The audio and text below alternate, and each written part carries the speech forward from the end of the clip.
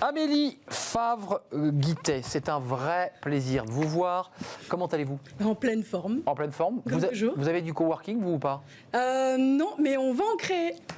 Ah voilà, vous voyez comme quoi c'est pour faire le lien avec ce qu'on vient de dire. Justement dans un territoire un peu éloigné. Voilà, parce que la question est posée sur les zones éloignées. C'est pas le sujet du jour, Amélie Favre-Guittet, talent management et plein d'autres choses.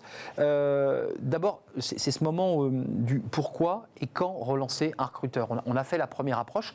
C'est un petit peu, excusez-moi, un peu comme une histoire d'amour, une première rencontre. On se dit à quel moment je relance?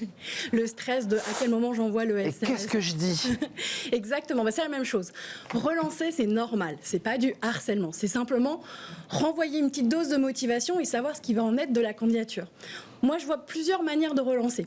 Si on a fait une candidature spontanée, on va attendre 5-7 jours ouvrés. On ne part pas en semaine, on parle en jours ouvrés. J'envoie le lundi, ouais.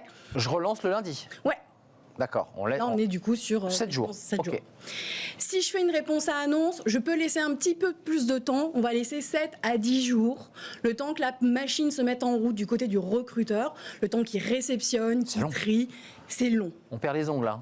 Ah ben, généralement, dans ces cas-là, on a déjà reçu un premier mail qui dit sans réponse de notre part sous 3 semaines. L'entreprise nous file déjà 3 semaines de base. On a quand même le droit de la titiller un petit peu avant. C'est important. D'accord, donc on renvoie à l'adresse à qui on a envoyé, qui n'est pas toujours la DRH, il faut préciser. Qui n'est pas forcément la DRH, ça peut être le manager, ça peut être un stagiaire RH qui trie, ça peut être un chargé de recrutement, il porte plein de noms. Mais on peut aussi être un peu plus filou et aller toquer à la porte du manager directement sur LinkedIn pour faire des relances. On n'est pas obligé de relancer la même personne. C'est là où ça se corse un peu. J'ai le nom de ce manager, je risque de travailler sous ses ordres. Comment on fait là? Bonjour, je me suis autorisé à vous envoyer mon CV. Non mais comment on fait là?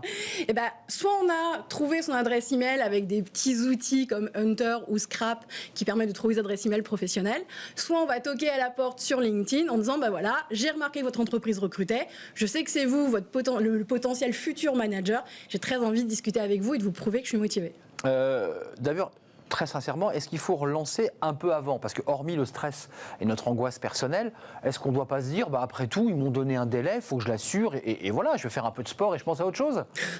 Si seulement. Non, parce qu'on sait très bien que, les délais ne sont pas souvent respectés par les RH qui gèrent les annonces. Donc l'idée, c'est, il y a un circuit qui passe par le RH. J'ai répondu à une annonce sur le site de l'entreprise, ça rentre dans le circuit RH, ça peut prendre beaucoup de temps. Je peux essayer par la relance de relancer la RH, mais je peux aussi faire une relance auprès du manager pour essayer de court-circuiter et d'aller un petit peu plus vite. Concrètement, c'est utile ou pas? C'est dangereux ou pas? Ah non, c'est important. Non, parce qu'on a toujours l'impression que si on met trop la pression, on va agacer, on va être trop ambitieux. Enfin, il y a plein de choses qui se passent dans la tête. Tant que le GIGN débarque pas chez vous, vous pouvez relancer, il n'y a pas de souci. Ou le RAID. Ou le RAID. L'idée, c'est, il y a une étude qui a été publiée sur Forbes qui montrait que pour les commerciaux, il fallait qu'ils fassent au moins 5 relances pour obtenir des contrats. Ce qui marche pour les commerciaux, marche pour les candidats. Donc nous aussi, on doit faire 5 relances.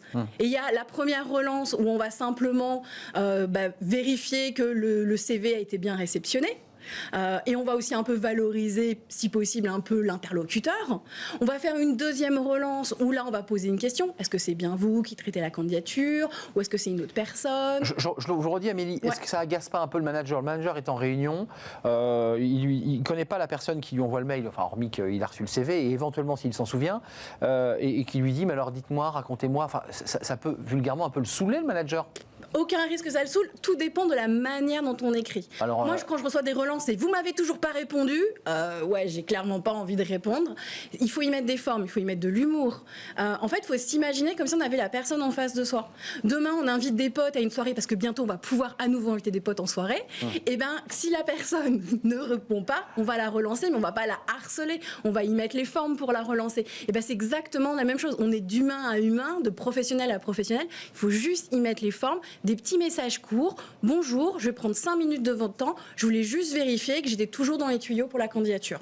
Juste ça, ça suffit. On ne demande pas plus en termes de relance. D'ailleurs, vous qui êtes spécialiste du recrutement, entre autres, en fait, c'est fréquent. On entend beaucoup d'invités ou de jeunes qui vous disent, en fait, j'ai même pas eu de réponse. Et parce qu'ils n'ont même pas relancé. Donc c'est ça le problème. Il y a aussi ça, c'est eux, ils n'ont pas relancé, donc ils ont abandonné un petit peu la course. Et il y a aussi le côté que les entreprises ne répondent pas aux candidats. Et ça, je pense que vous aviez eu Yago à un moment donné sur... Tout à fait, je pensais à lui, Mathieu Penet. Voilà, je crois que c'était plus de 80% des RH qui ne répondaient pas, enfin en tout cas des entreprises qui ne répondaient pas. Et donc ça aussi, c'est un vrai problème. Mais si c'est une candidature spontanée, souvent l'entreprise ne se sent pas obligée de répondre. Si c'est une réponse à annonce, selon l'outil qu'elle a derrière et le nombre de personnes qui traitent, elle va peut-être mettre directement le CV qu'elle ne garde pas à la poubelle plutôt que d'envoyer un email au candidat. Ça peut être l'entreprise, le RH qui n'a pas été formé à ça, parce qu'il n'y a pas vraiment de formation recrutement en France, je le répète. Et du coup, on ne sait pas dire non à quelqu'un. On ne sait pas comment lui dire, bah non, votre candidature ne convient pas, j'ai pas aimé votre CV. C'est pas forcément négatif, c'est qu'on n'ose pas dire à la personne, écoutez, il est bien votre CV, mais il ne colle pas à ce qu'on cherche. Il colle pas à ce qu'on cherche. Ouais, c'est intéressant, c'est de la psychologie. On ne sait pas le dire, on ne sait pas l'écrire. Et donc, du coup, on préfère ne pas répondre. Et donc, dans ces cas-là, on se fait ghoster de la part des entreprises parce que justement l'entreprise est plutôt angoissée à l'idée de répondre, parce que souvent quand elle répond, qu'elle explique au candidat pourquoi ça a été négatif, beaucoup de candidats le prennent mal parce que c'est personnel forcément et du coup répondent. Bah, du coup si on se fait agresser, on n'a plus envie de répondre au candidat. Ghoster, vous avez vu, j'ai fait des efforts, je ne vais pas demander si c'était. Non, je progresse énormément. Donc un manque de formation aussi dans la manière dont on gère. Et Mathieu Penet nous le disait bien, Yago, qui lui récupère cette matière brute pour pourquoi ? Pour faire en sorte que celui qui n'a pas eu de réponse, parce qu'il arrive quand même objectivement, même si on relance, qu'on se retrouve à attendre. On peut se retrouver sans réponse malgré les relances. Sans réponse et au-delà du délai des 3 semaines. Tout à fait. Il y a quand même un caractère très déceptif. On rêvait d'entrer dans l'entreprise, on voulait y aller. On s'était fait toute une montagne et une joie. On n'a pas fait d'autres candidatures à côté. On n'a rien ouvert d'autre. Et puis finalement, on n'a pas de réponse. Sur l'ego, c'est violent quand même pour l'ego. C'est très violent. Et ça fait baisser la motivation. Et on le voit dans les courbes de recherche d'emploi. Quelqu'un qui mise tout sur une candidature et qui n'est pas régulier dans sa manière de candidater, à un moment donné, ça fait des gros dégâts. Donc ça, c'est des conseils que vous donnez à ceux que vous prenez en main, évidemment. Bats-toi, accroche-toi, relance. C'est ça. Et ouvre quand même le champ des possibles au-delà de l'entreprise dans laquelle tu es persuadé d'être le meilleur. Parce qu'on peut avoir des déceptions. On peut avoir des déceptions et c'est pour ça qu'il faut ouvrir plein de portes. On ouvre la porte du RH, on ouvre la fenêtre du manager, on ouvre les coulisses d'un collègue peut-être du manager. On passe en sous-sol. On passe partout. Quand on veut essayer la 5 relances. Vous passez par toutes les issues, même les bouches d'aération. Et à la 5e, on remercie. On n'envoie pas un gros vilain mot à l'entreprise.